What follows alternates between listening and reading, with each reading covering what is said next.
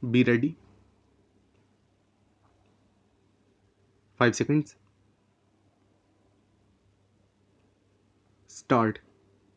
I should like right at the beginning to say that I welcome the amendment which was proposed to the draft resolution by the Foreign Minister of the United Arab Republic.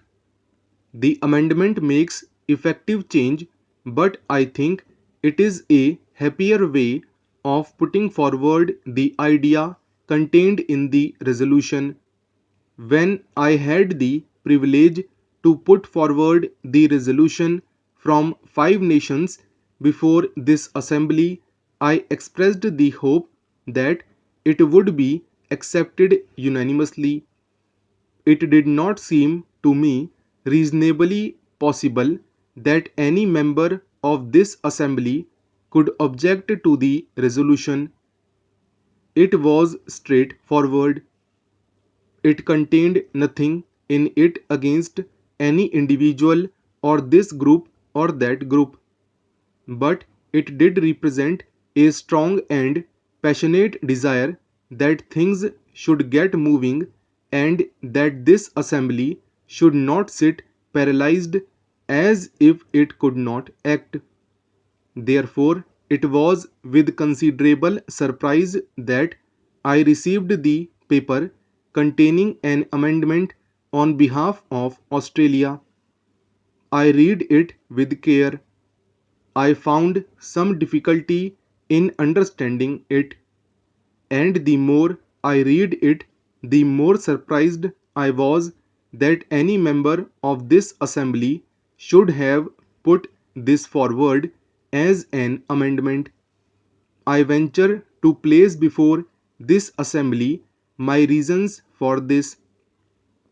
First of all, it seemed to me quite patently that it had nothing to do by way of amending the proposition which we had put forward. It is not an amendment. I do not perhaps know the rules of this assembly, but it is not an amendment. It may be, of course, a separate resolution in some form or another and might have been brought forward and considered by this House. If it was so considered, I would have had much to say about it and against it. The Prime Minister of Australia, in his speech, made it quite clear that it was not an amendment, although he might call it so. Therefore, I could not quite understand what meaning lay behind this amendment.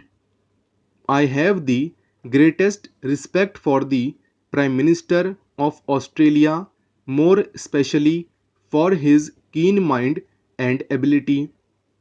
I wondered if that keen mind had not tried to cover up with a jumble of words something which had no meaning at all.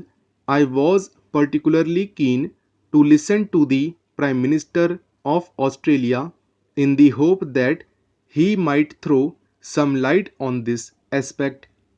He stated clearly that he dissented from the last paragraph of the resolution, a very innocuous one, nevertheless with very considerable meaning. In fact, the whole resolution led up to this paragraph, the rest being a preamble.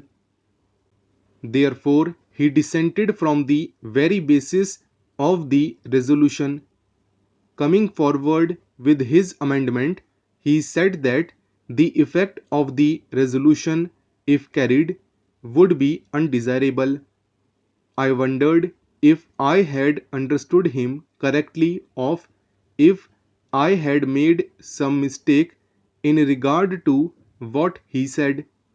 Why, I asked the Prime Minister, from any point of view or from any approach, could the passage of the resolution possibly be undesirable?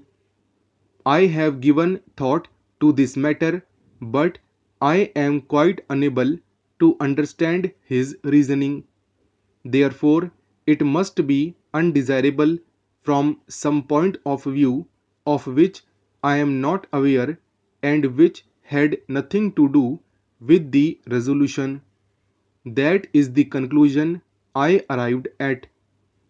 I would put it to the distinguished assembly with respect and without meaning offense that this is a rather trivial way of dealing with this not only important question but vital question which is shaking the world by calling it an amendment of the resolution. I submit that we are discussing very important matters affecting this assembly and the world. The Prime Minister, in his argument, talked about a conference. Why does the resolution suggest a meeting or a conference? I would beg him to read the resolution again because he has failed to understand it. It does not necessarily suggest a conference or a meeting. It suggests a renewal of contacts. Again, he asked why should two people meet? Why should not four meet? Why dismiss the United Kingdom and France? Why omit them from summit talks? These are quotations which I took down when he was speaking. Why all this? He asked well simply because there is no why about it, because nobody is dismissing or pushing out anybody or suggesting it. He has missed the point of the draft resolution and has considered possibly that there is some kind of a secret motive behind this. I really regret that any such idea should have gone abroad. The draft resolution was put forward in all good faith for the purposes named in it and to suspect it of some secret device to push out somebody or not to pay adequate respect to some country is not fair on the part of the honorable gentleman. Indeed, I greatly regret to say that the Prime Minister of Australia has done very little justice to himself in proposing this amendment.